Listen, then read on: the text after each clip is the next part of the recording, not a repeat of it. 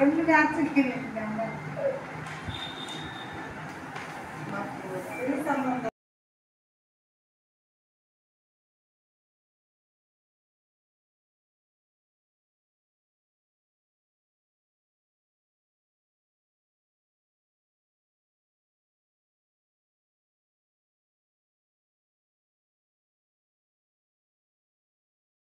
గౌరవించుకోవాల్సిన బాధ్యత మన అందరిలో ఉంది. ఆ వ్యక్తి కృష్ణారావు ఎన్ఆర్టీపీ సచివ సంస్థ మన సభ్యులు చేయడానికి వచ్చారు. ఈ బాధ్యత అనేది తర్వాత చెప్తాను, అది కూడా చెప్తాను. నమస్కారం. మొదటిగా ఇక్కడ రెండు పెద్దలు నాలుగు సార్ ఆల్రెడ్డి సార్ మా సార్ రామమూర్తి గారు భాస్కర్ సార్ అందరికీ ధన్యవాదాలు. రోజు పక్కన పెడితే లక్ష్యంలో కార్యకర్తలు నలుగురు ఉపాధ్యక్షులు కూడా చేసే పని ఒకటి ఆల్మోస్ట్ ఫైనల్గా అబ్జెక్టివ్ ఏంటంటే సేవ చేయడం. సో పక్కన పెడితే ఈరోజు మన మెయిన్ టాపిక్ ఏంటంటే 2016 RPW rights of persons with disability. ఈ కాన్సెప్ట్ గురించి మీకు అవగాహన కల్పించడం కోసం ఈ యొక్క మీటింగ్ ఏర్పాటు చేయడం మెయిన్ పాయింట్. సో ఈ 2016 గురించి మనం మాట్లాడుకుంటామంటే కొంచెం ముందుకెళ్ళాం. మనం ముందుకెళ్తే 1995. సో 2016 గురించి ఏ చట్టం ఉంది ఫస్ట్ తెలియాలి కదా. తెలిసినప్పుడు మనం కొత్త చట్టం గురించి మనం తెలుసుకోవచ్చు ఉంటుంది. సో ఎవరికైనా అవగాహన ఉందా అంతకుముందు ఏ చట్టం ఉందని? Yes good. సో 1995లో మనకు చట్టం ఉంది. ఏంటది? పర్సన్స్ విత్ డిజబిలిటీస్ అనేది ఒక యాక్ట్ ఉంది ఆల్రెడీ. సో దాన్ని బేస్ చేసుకుని అందరికీ ఎటువంటి ప్రయోజనాలు కల్పించాలో గవర్నమెంట్ ఆ విధంగా ప్రయోజనం కల్పిస్తూ వస్తుంది. ఇప్పుడు కూడా ఒక చట్టంని రీప్లేస్ చేస్తూ కొత్త చట్టం వచ్చిందంటే ఖచ్చితంగా కొన్ని బెనిఫిట్స్ ఉంటాయి. సో మనం ఆ బెనిఫిట్స్ గురించి మనం మాట్లాడుతున్నామంటే ఇప్పుడు ఇండైరెక్ట్గా అప్పుడు 1995లో లేని ఏంటి ఇప్పుడు ఉన్నాయంటే మనకు తెలుస్తుంది ఫస్ట్. సో మీకు అర్థమయ్యే విధంగా సింపుల్గా చెప్తాను, నేను ఎక్కువ అవసరం లేదు. సో మనం ఫస్ట్ కొత్తగా చట్టం 2016లో రావడానికి ముందు కూడా అసలు ఎవరు బాధ్యులు ఎవరు తెలియదు ఫస్ట్. అంటే 1995 చట్టం నడుస్తుంది. అసలు ఎందుకు మనం 2016 వరకు మధ్యలో ఏ చట్టం రాలేదు, దీన్ని ఎందుకు మనం అమెండ్మెంట్ చేయాలనేటువంటి ఒక ఇది వచ్చిందంటే కనుక మన దేశంలో పార్లమెంట్ ఎలా ఉంటుందో అలానే ఇంటర్నేషనల్ వైడ్ కూడా యునైటెడ్ నేషన్స్ అని ఒక సంస్థ ఉంది మనకి, అందరికీ తెలిసిందే కదా. ఐడియా ఉందా యునైటెడ్ నేషన్స్ ఎక్కడ ఉందనేది?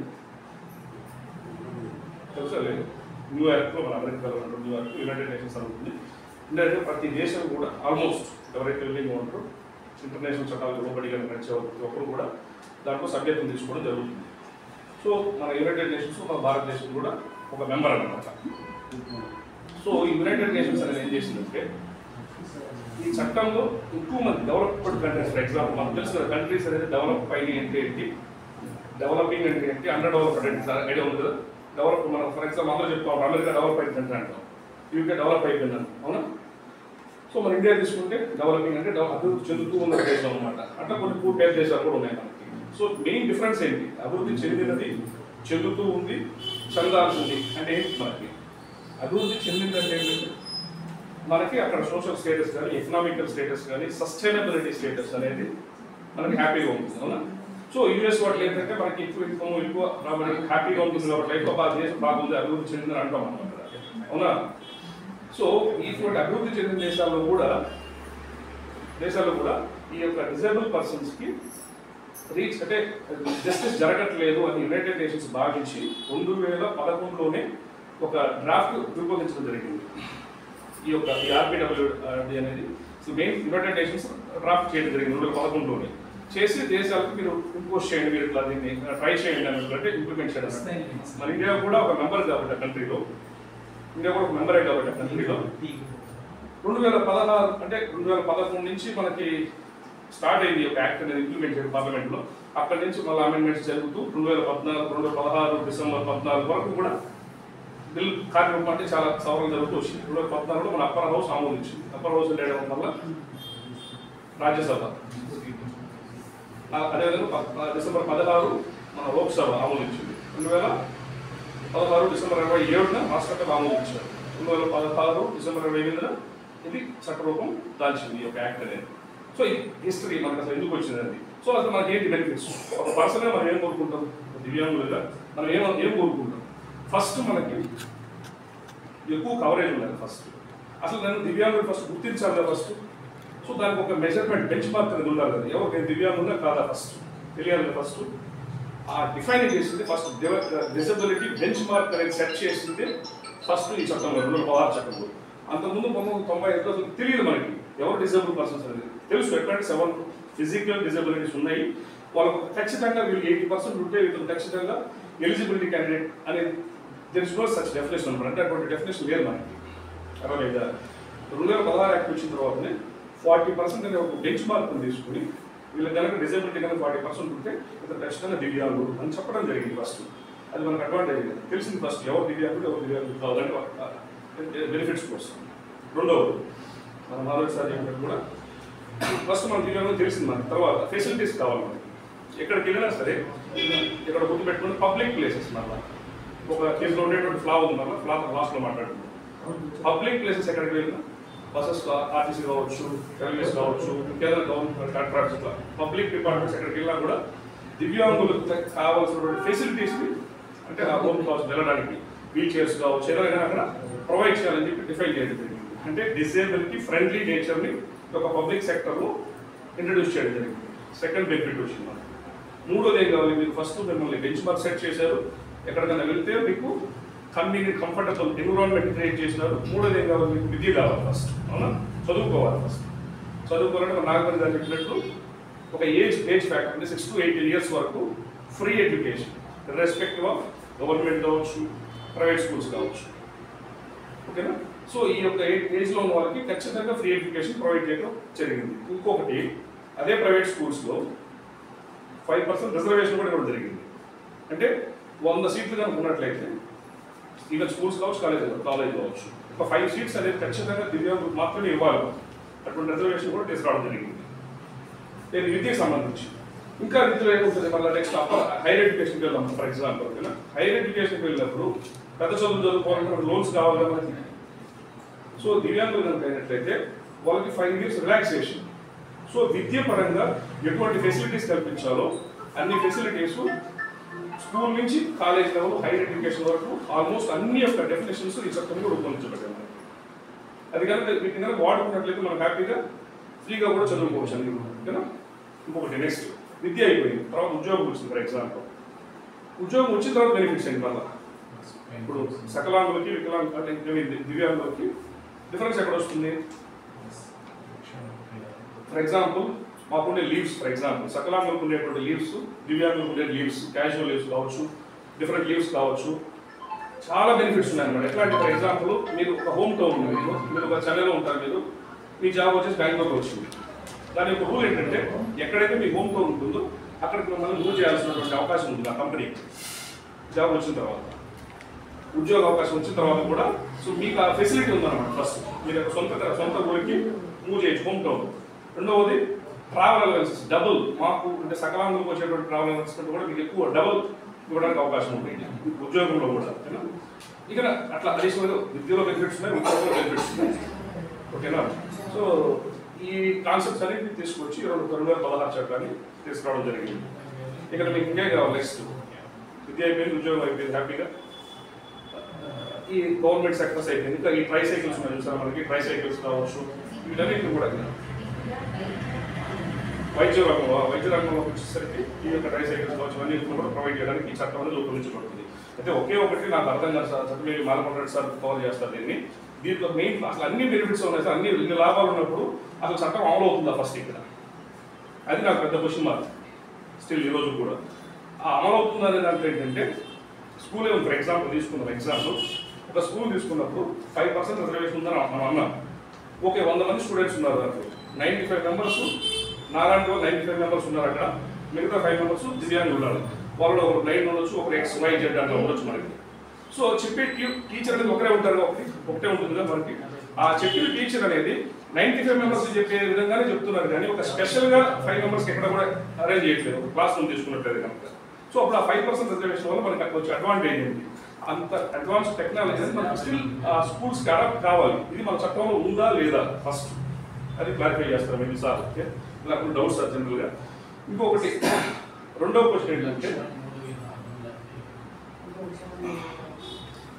ఈ దివ్యాంగుల దివ్యాంగులు 5% రిజర్వేషన్ అనేది పక్కన పెట్టేస్తే కనుక రిజర్వేషన్ చూసారు 3 to 4% గవర్నమెంట్ జాబ్స్ అనేది గవర్నమెంట్ జాబ్స్లో దివ్యాంగులు లేనప్పుడు ఫర్ ఎగ్జాంపుల్ దివ్యాంగులు లేదట ఆ పర్టికులర్ జాబ్కి ఖచ్చితంగా ఇక్కడ మన ఎడ్యుకేషన్ సిస్టంలో కానీ 5% రిజర్వేషన్ అయితే ఎట్లయితే ఉందో అదేవిధంగా అక్కడ కూడా 4% లోకల్ కావచ్చు నాన్ లోకల్ కావచ్చు ఇండియా వైడ్ అట్లా ఎక్కడైనా సరే ప్లేస్మెంట్ చేసే అవకాశం ఉందా లేదా ఇది కూడా నాకు క్వశ్చన్ మార్క్ ఉంది యాక్చువల్గా.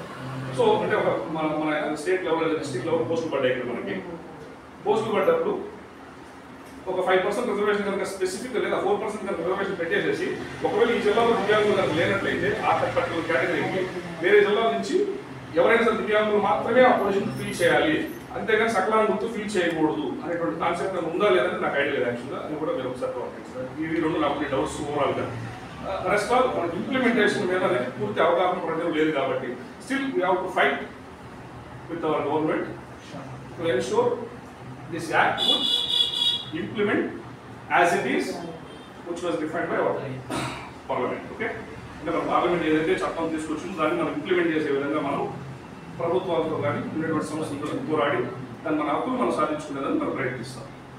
సో ఇంతసేపు పేషెన్స్ ఇవ్వనందుకు చాలా ధన్యవాదాలు. Thank you.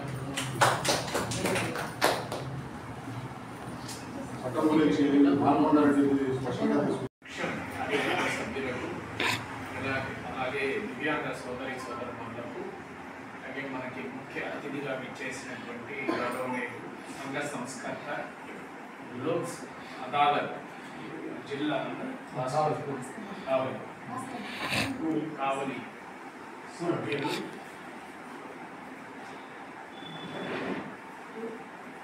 అలాగే లోక్ సత్తా పార్టీకి ఎన్నో సంవత్సరాలుగా కృషి చేస్తూ పేద బడుగు బలహీన వర్గాలకి అవసరమైనటువంటి అవసరాలను ఏర్పాటు చేస్తున్నటువంటి మిత్రులు మాలకొండారెడ్డి గారికి ప్రత్యేకంగా స్వాగతం చెప్తున్నా.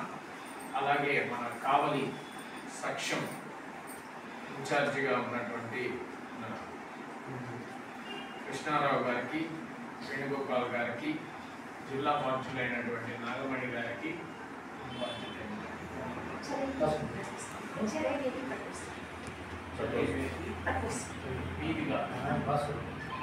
భాస్కర్ గారు, అలాగే కావలి కన్వీనర్గా ఉన్నటువంటి భాస్కర్ రావు అందరికి కూడా స్వాగతం సుస్వాగతం. ఈరోజు మనం ముఖ్యంగా అందరూ కూడా నూతన సంవత్సర శుభాకాంక్షలు తెలియజేస్తూ ఉన్నాము. ఈరోజు కార్యక్రమం యొక్క ముఖ్య ఉద్దేశం ఏంటి అంటే 2016లో దివ్యాంగులకు సంబంధించినటువంటి యాక్ట్, డిజబిలిటీ యాక్ట్ని ప్రపోజ్ చేశారు. మనకు ఉన్నటువంటి ప్రతి పబ్లిక్ ప్లేసుల్లో మౌలిక వసతుల విషయం అయితేనేమి, వారు కూడా మన సమాజంలో సరి సమానమైనటువంటి అవకాశాలను కల్పించేటటువంటి బాధ్యతల దృష్ట్యా మన యొక్క సోషల్ వెల్ఫేర్ మినిస్ట్రీ ద్వారా ఈ యొక్క యాక్ట్ని పార్లమెంట్లో పాస్ చేసి తీసుకురావడం జరిగింది. దీంట్లో ఉన్నటువంటి అనేక ముఖ్య ఉద్దేశాన్ని మీకు ముఖ్య అతిథిగా చేసినటువంటి మాలకొండారెడ్డి గారు తెలియజేస్తున్నారు. ముఖ్యంగా 1-2 పాయింట్లు తీసుకుంటే మీకు అర్థమయ్యే విధంగా అంటే, మనకి ఈ రోజున్న గవర్నమెంట్ ఆఫీస్కి వెళ్ళి మీరు ఎక్కడ ఏ కార్యక్రమాలు చేసుకోవాలన్నా ప్రతి ఆఫీస్లో మీరు వెళ్ళినప్పుడు ఒక వీల్ చైర్, ఒక ట్రైసైకిల్ ఖచ్చితంగా ఉంది. ప్రతి స్కూల్, కాలేజ్, గవర్నమెంట్ ఆఫీసుల్లో ర్యాంపులు ఖచ్చితంగా ఏర్పాటు చేయబడి ఉండాలి. చిన్న చిన్న కొన్ని ఎగ్జాంపుల్స్. వీటి గురించి మనందరం కూడా మళ్ళా ఆ యొక్క గవర్నమెంట్ ఆఫీసుల్లో వాళ్ళకి తెలియజేయాలి, అక్కడ వచ్చేటట్టు చేయాలి. ఎందుకు మీరు ఫ్లోర్ వాకర్స్ కానీ లేకపోతే ఇబ్బంది నుండి అక్కడికి వెళ్ళినప్పుడు అక్కడ ఎటువంటి వసతి లేకపోతే వెళ్ళి మన పని మనం చేసుకోలేము. సో అటువంటి వసతులు ఖచ్చితంగా వారు కూడా మన దేశంలో సమాజంలో భాగమేను. ఇటువంటి వసతులు 100% కల్పించాలి. లేకపోతే ఆ స్కూల్స్కి పర్మిషన్ క్యాన్సిల్ చేయండి, ఆ కాలేజెస్కి పర్మిషన్ క్యాన్సిల్ చేయండి అని ఈ యాక్ట్ ద్వారా కేంద్ర ప్రభుత్వం తెలియజేయడం జరిగింది. సో ముందు దీంట్లో ఇంకా చాలా విషయాలు, ఇన్సూరెన్స్కి సంబంధించిన విషయాలు కావచ్చు, ఆరోగ్య భద్రతకు సంబంధించిన విషయాలు కావచ్చు, ఈ యొక్క యాక్ట్లో పొందుపరచడం జరిగింది. దాని గురించి మనందరూ కూడా అవగాహన ఉంటే వాటిని మనం యూటిలైజ్ చేసుకుంటామనే ఉద్దేశంతో, అలాగే రైల్వే స్టేషన్లు కావచ్చు, అంటే ట్రాన్స్పోర్ట్ సిస్టంలో బస్సు స్టాండ్లో కావచ్చు, ఖచ్చితంగా తగినటువంటి సదుపాయాలని ప్రభుత్వం ఏర్పాటు చేయాలి. వారికి అవగాహన కలగాలి, అనుకూలంగా అక్కడ పరిస్థితులను మనం తయారు చేయాలి. టాయిలెట్స్లో కావచ్చు, పబ్లిక్ టాయిలెట్స్లో కావచ్చు. వీటి గురించి మనం తెలుసుకోవడానికి ఈరోజు rights of persons with disability act ఈరోజు మనందరం ఇక్కడ కలవడం జరిగింది. కనుక దయవుంచి ప్రతి ఒక్కరు వీటి గురించి విని మీకున్న డౌట్స్ ఏమంటే అడగవచ్చు. ముందు ముందు కూడా మనం ప్రభుత్వం మీద ఒత్తిడి తీసుకొచ్చి ఈ యాక్ట్లో పొందుపరచబడినటువంటి అనేక మౌలిక అంశాలు మనకి ఏర్పాటు చేసే విధంగా అందరం కలిసి సెక్షన్ ద్వారా చేయడానికి సంకల్పిస్తూ. Thank you. దివ్యాంగులందరూ కూడా ఒక సమావేశంలో పాల్గొనాలి. ఈ 2016 చట్టం పట్ల అవగాహన పెంచుకోవాలనే ఉద్దేశం మీద ఈ డాక్టర్ మాధవరెడ్డి గారు, అదేవిధంగా ఈ సంస్థ బాధ్యులు వేణుగోపాలరావు గారు, కృష్ణారావు గారు, నాగమణి గారు, భాస్కరరావు గారికి నమస్కారం. నేను మీరందరూ కూడా పేదవాళ్ళు, ఉద్యోగాలు డిగ్రీలు ఉన్నవాళ్ళు కాదు కాబట్టి మీకు ప్రాథమికంగా అవగాహన కల్పిస్తే మీరు లీడర్షిప్ కనుక ఉంటే ఖచ్చితంగా ప్రశ్నిస్తారు, ప్రభుత్వ సదుపాయాలను వినియోగించుకుంటారు. మనం కనుక ప్రశ్నించకపోతే మనకి ఏ సదుపాయం మనకు అందదు. అందుకని ఒకసారి దివ్యాంగులందరూ కూడా సమాజంలో అందరి పౌరులతో పాటు మీరు కూడా సమానమే. మన సమానమైనప్పుడు సమాజం మనం చిన్నచూపు చూడకూడదు.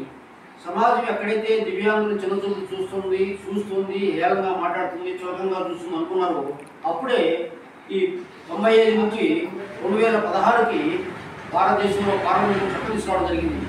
వీళ్ళు కూడా సాటి మనుషులే కదా, వాళ్ళని హేళంగా ఎందుకు చూడాలి, తుస్కారంగా ఎందుకు మాట్లాడాలి, వాళ్ళ పట్ల హేళంగా ఎందుకు ఉండాలి, అది కూడా నేరమేను అని 2016 చట్టంలో పొందుపరచడం జరిగింది. అంటే ఎలాగా కుంటోడా అంటే అది నేరం.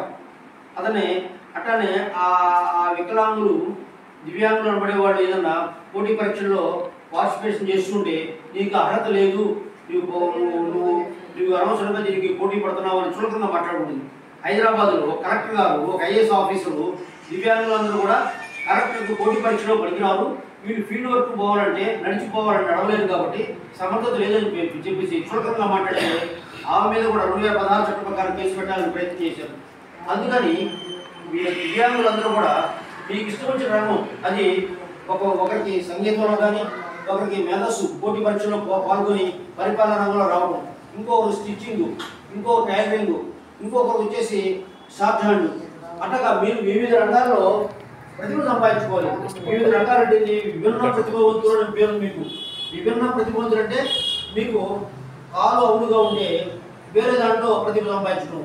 అట్లానే మనకి సంగీతం పట్ల మనకి నోటి ద్వారా మనకి కాస్త సంగీత ప్రియులు కనుకైతే సంగీతంలో మనం అద్భుతంగా రాణించగలగడం. ఇంకొకరు మంచి పాటల ద్వారా రావటం, అట్లనే డ్యాన్సులు కానీ ఏ రంగమైనా కానీ మీ ఇష్టం. మనకి ఏ రంగం మన శరీరంలో ఏ అవయవం అయితే మనకి కొత్తగా ఉందో ఇంకో అవయవం ద్వారా మనం ప్రతిభ ద్వారా సాధించగలగాలి. ఇందాకగా కృష్ణారావు గారు మీకు అన్ని విషయాల మీద సమగ్రంగా చెప్పడం జరిగింది. అయితే మీరు చదువుకోనుండి మరి జీవితంలో ఎదిగే క్రమంలో ఆ యాక్ట్లన్నీ మీకు ఉపయోగపడతాయి.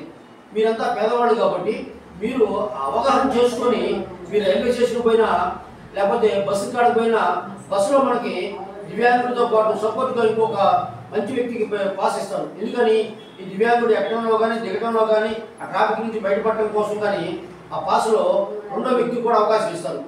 అట్లాగే రైల్వే స్టేషన్లో ప్లాట్ఫామ్లో మనకు రైలులో ఒక బోగి మనకు సపరేట్ కేటాయిస్తారు. ఎందుకని మనం అందరితో పరిగెత్తలేం కాబట్టి, అందరితో పరిగెత్తుకుంటూ దిగలేం కాబట్టి ఆ సమయం తీసుకుంటారు కాబట్టి ఆ సదుపాయం కల్పించారు. ఇందా మాధవరెడ్డి గారు చెప్పినట్టుగా మరి ఆఫీసులకి మనం పోతాం, ఎందుకు పోతాం, ఏదో ఫిర్యాదు ఇవ్వాలని అర్జీలు ఇస్తాను పోతాం. అప్పుడు ఏం చేస్తారు, మీరు సక్రమంగా మెట్లకి పోలేదు కాబట్టి అక్కడ ర్యాంపు సిస్టంలో మనం వెళ్ళి అక్కడికి ప్రశ్నించడానికి అర్జీ ఇవ్వడానికి అధికారి దగ్గరికి పోయినప్పుడు అధికారులే బయటకు వస్తున్నారు. ఎందుకని వీళ్ళని మనం శ్రమ పెట్టకూడదు, వీళ్ళని గౌరవించాలని.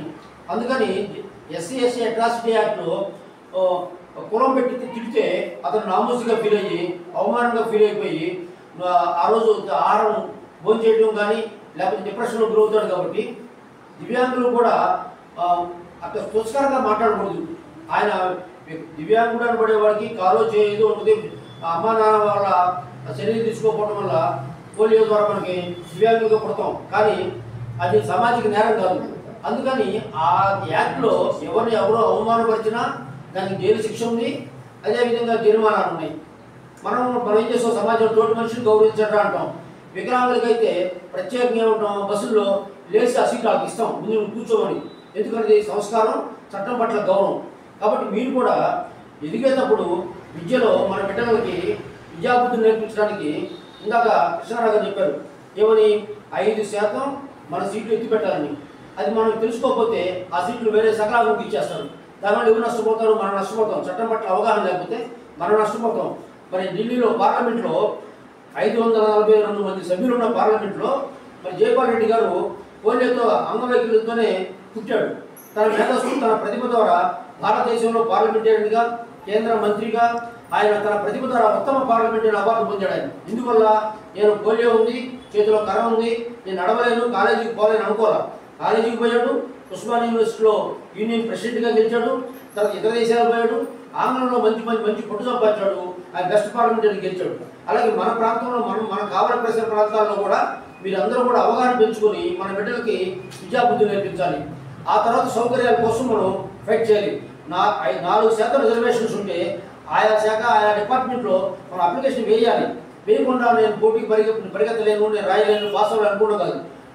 మన పరీక్షకు పోటీకి తయారయ్యి ఎగ్జామ్ రాస్తే 5%, 4% రిజర్వేషన్ ఉంది కాబట్టి మనలో ఎవరికో వాళ్ళకైనా సరే ఉద్యోగాలు వస్తాయి. అంటే ఏది కూడా మనం పోరాడకుండా, ప్రయత్నం చేయకుండా ఉద్యోగ అవకాశాలు రావు. మీకు అందరికీ ఆస్తుల కన్నా విద్యాబుద్ధులు ముఖ్యం. ఎందుకంటే మనం ఆస్తులు సంపాదించలేము. జ్ఞానం కనుక పెంచుకుంటే, చదువుకుంటే, పోటీ పరీక్షలో పాస్ అయితే 4% రిజర్వేషన్లు వస్తే ఈరోజు మా మేనల్డు కడప జిల్లాలో సిపిఓ, జిల్లా ప్లానింగ్ ఆఫీసర్, 2 కాళ్ళు ఆవిడి, 2 కర్రలు కొట్టు నడవాలి. 2 కర్రలు కొట్టు నడిచే పిల్లవాడు హైదరాబాద్ ఉస్మానియా యూనివర్సిటీలో ఎంఏ ఎకనామిక్స్, ఆర్థిక శాస్త్రం అభ్యసించిన తర్వాత పోటీ పరీక్షలు రాస్తే అతను ఏఎస్ఓగా, అంటే స్టాటిస్టికల్ ఆఫీసర్గా సెలెక్ట్ అయ్యి కడప జిల్లాలో జిల్లా సిపిఓగా పనిచేస్తున్నాడు. 2 చేతులతో 2 కర్రలు, 2 కాళ్ళు ఊరాడుతూ ఉంటాయి. ఎక్కడ అంగవైకల్యం అని చెప్పేసి, పేదరికం అని చెప్పేసి అతను మానుకోరా, ఒక ప్రయత్నం చేశాడు, జిల్లా ఆఫీసర్ అయినాడు. అందుకని మీలాంటి వాళ్ళు, కష్టం చేసేవాళ్ళు, పేదవాళ్ళ కుటుంబం పుట్టాం కాబట్టి మన పేదరికాన్ని నిర్మూలించాలంటే, మన తలరాతలు మారాలంటే మనం ప్రయత్నం చేయాలి. మన బిడ్డలకు విద్యాబుద్ధులు నేర్పించాలి, చట్టం పట్ల అవగాహన పెంచాలి. అవగాహన ద్వారా మనం అధిగమించాలి.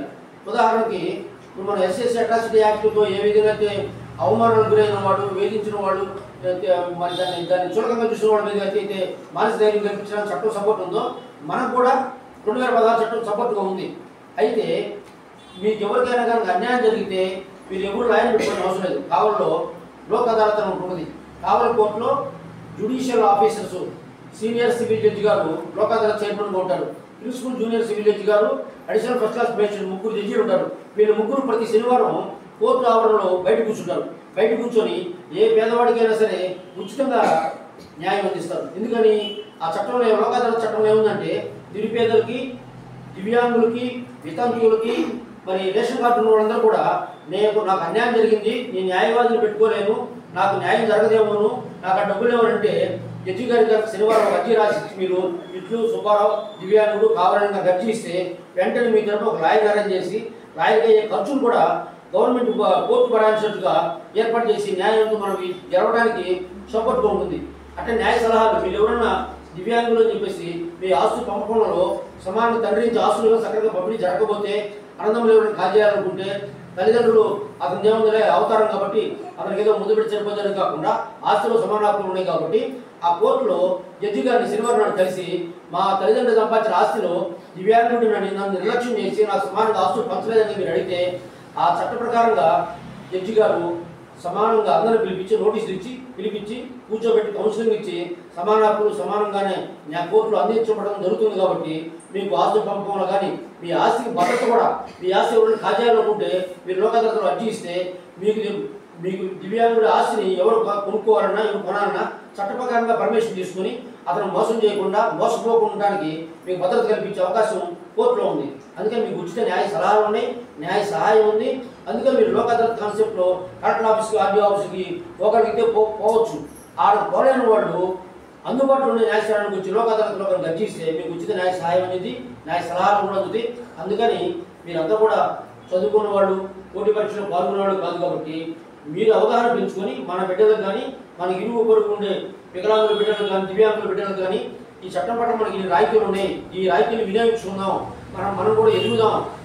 అప్పుడు మనకు ఉన్నాయి కాబట్టి ఇప్పుడు ఎస్సీలకి ఎస్టీలకి రిజర్వేషన్స్ ఉన్నాయి బట్టి కాబట్టి వాళ్ళ రిజర్వేషన్ కోటాలో ఆఫీసర్లు అవుతున్నారు, ప్రజాప్రతినిధులు అవుతున్నారు, మంత్రులు అవుతున్నారు. మరి దివ్యాంగులు కూడా మంత్రులు అవ్వాలంటే మీరు కూడా కలెక్టర్లు అవ్వాలంటే ఆ చట్టం పట్ల అవగాహన ఉంచుకుని ఆ రిజర్వేషన్ ఫలితాలు అనుభవిస్తే ఆ ప్రయత్నం చేస్తే ఆ దారిలో కూడా నడిచామంటే ఖచ్చితంగా ఫలితాలు అందుతాయని మీరందరూ కూడా ఈ చట్టం పట్ల అవగాహన పెంపొందించుకొని మంచి ధైర్య సాహసాలతో అంటే మనం నిరాశలో కొట్టు పెట్టాడకూడదు, నిరాశ నిష్క్రమంగా చూడకూడదు. నేను సాధించలేనేమోనే, నేను ప్రయత్నం చేస్తే రాదేమో అనుకోకూడదు.